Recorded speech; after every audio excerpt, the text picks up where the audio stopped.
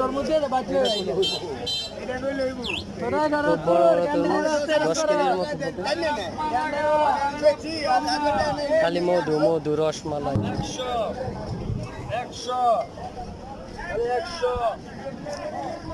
ভাঙ্গি রে ভালো লাগে ভাঙ্গি আমার তো ভালো লাগে যে মরিচের বাজার বিখ্যাত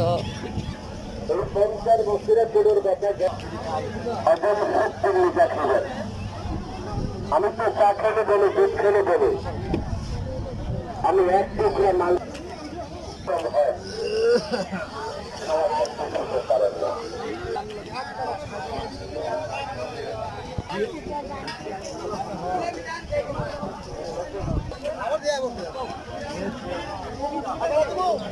মশলা পানের দোকান